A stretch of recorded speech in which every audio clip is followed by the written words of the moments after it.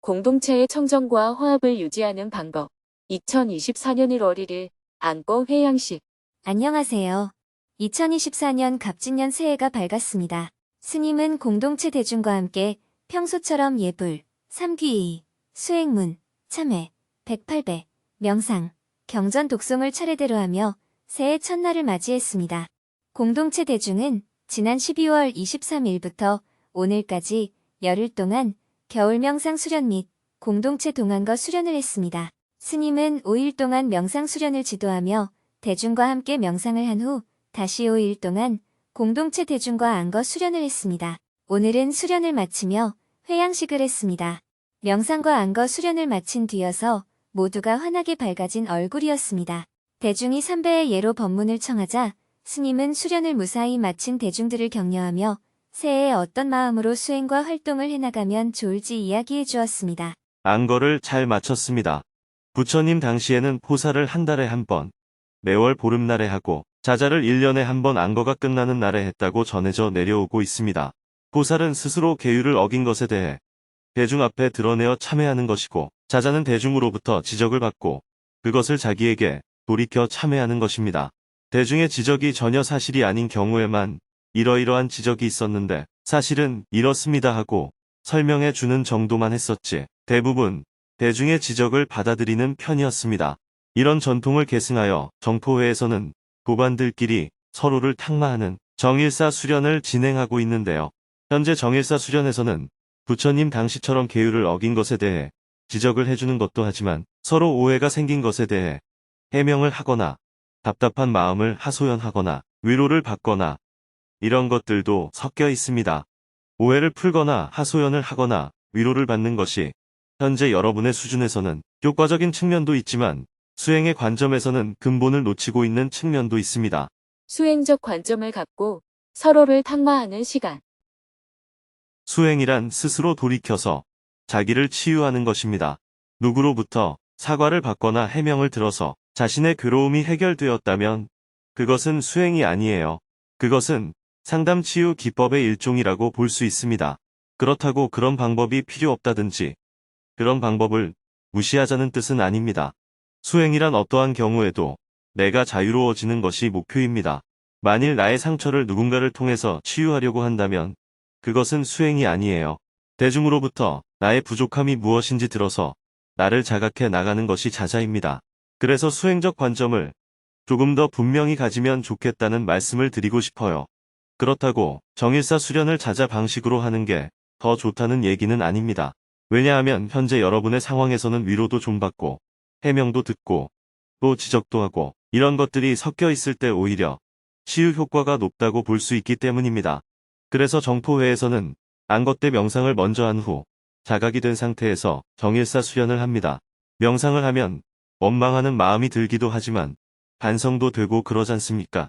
그래서 자각이 된 상태를 기반으로 해서 정일사 수련을 하고 마지막에는 우리가 일을 하고 있으니까 일에 대해 공유하는 시간을 가지면서 안거를 마치게 되는 것입니다. 모자이크 붓다를 지향하는 이유.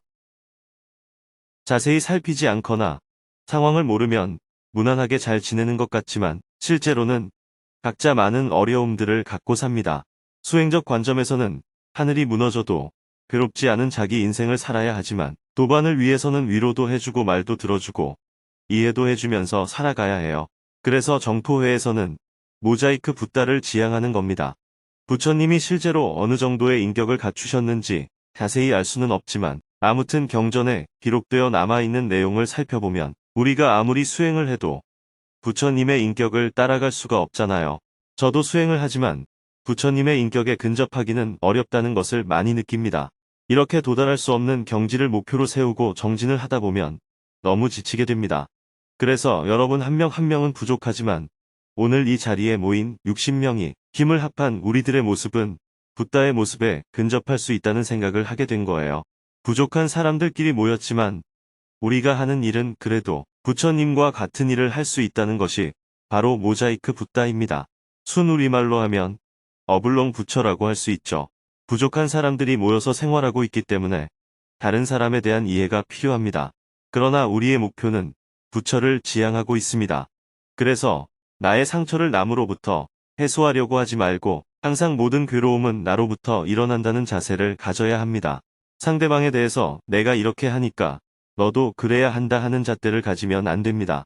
내가 부족하듯이 타인의 부족함에 대해서는 이해하는 마음을 가져야 합니다.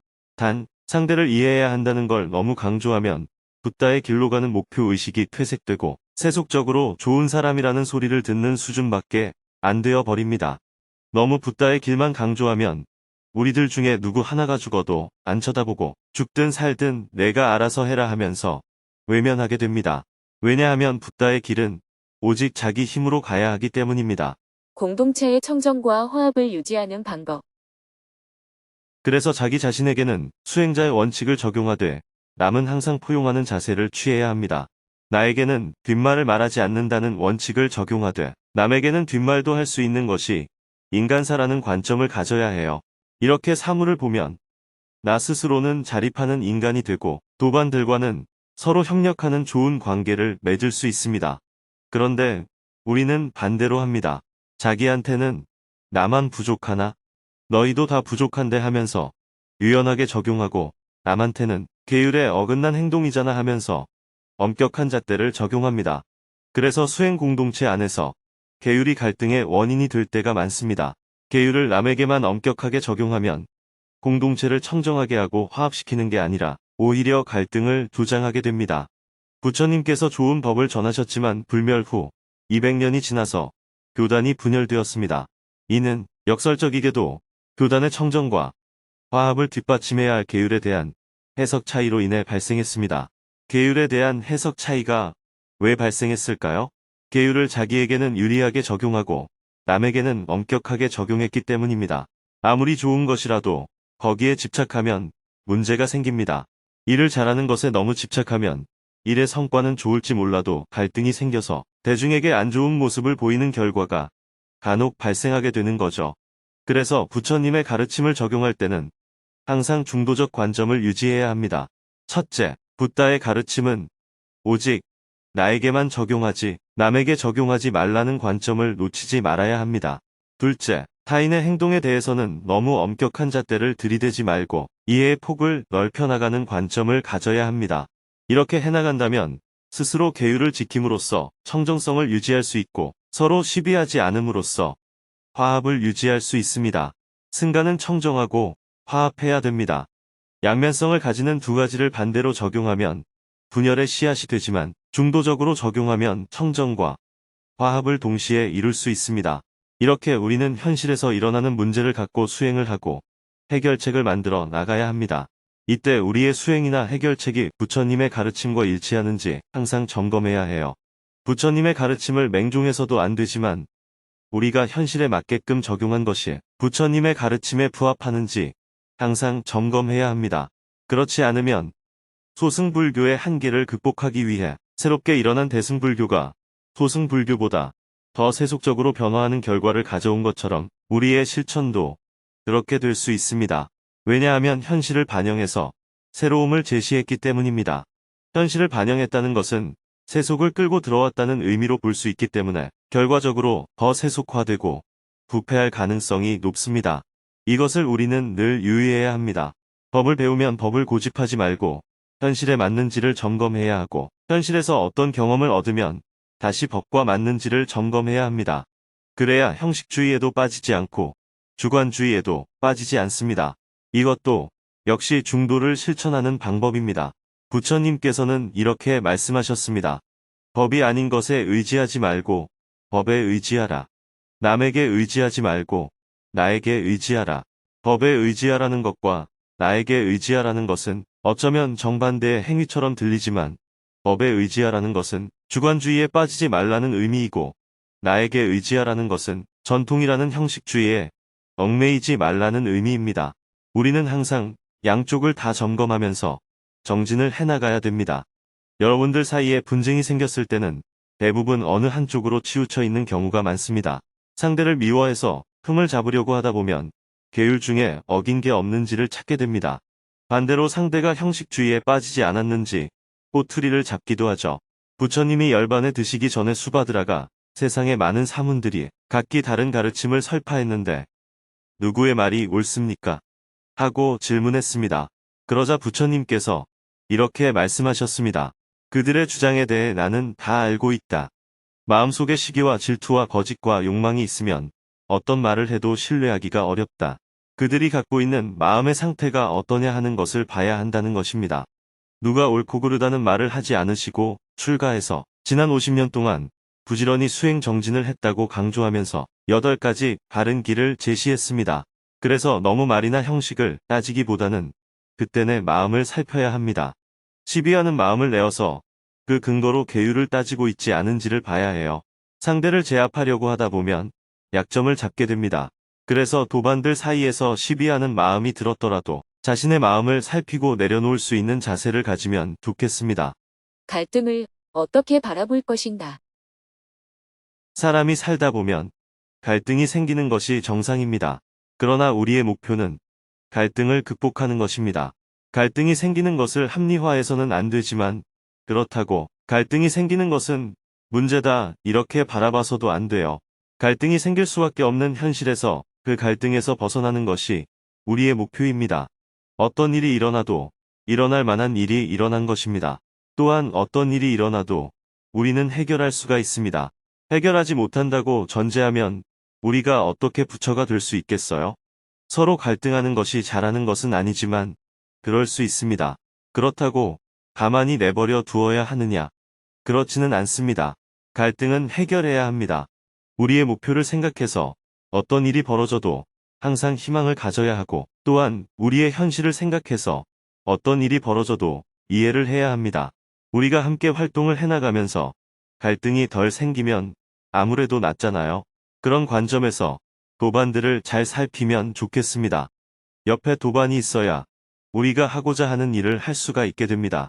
일을 할 때 디테일한 부분을 잘 챙기는 사람은 대부분 성격이 좀 부드럽지 못해요. 디테일에 집착하기 때문에 도반들에게 화를 자주 내게 됩니다. 디테일한 부분에 집착하지 않으면 이래도 그만, 저래도 그만 하면서 화를 낼 일이 없습니다. 그런데 조금만 더 잘하면 되는데 하고 디테일한 부분에 집착을 하면 화를 내게 되는 거예요. 그러니 분별심을 내려놓고 이런저런 것도 다 인간 세상에서 일어날 수 있는 일이다 하고 큰 눈으로 도반들을 바라보면 좋겠습니다. 정토회는 세상의 갈등을 해결하는 활동을 하고 있습니다. 그러나 제가 세계를 돌아다니며 평화를 얘기하기 어려운 이유가 정작 제가 살고 있는 남한과 북한이 서로 갈등하고 있기 때문입니다. 예를 들어 하마스와 이스라엘에 대해 서로 싸우지 말라고 중재를 하려고 해도 너희는 왜 남북 간에 싸우는데? 이렇게 반응하게 됩니다. 그런 것처럼 나는 갈등하고 있으면서 남들에게 갈등하지 마라. 이렇게 얘기하면 힘이 빠질 수밖에 없어요. 말에 힘이 덜 실립니다. 각자 자신의 부족한 점을 인정해야 합니다. 그러나 우리는 그걸 극복하는 대상으로 삼고 어떤 것도 합리화해서는 안 됩니다. 살다 보면 남의 허물을 말할 수도 있지. 이렇게 생각해서는 안 돼요.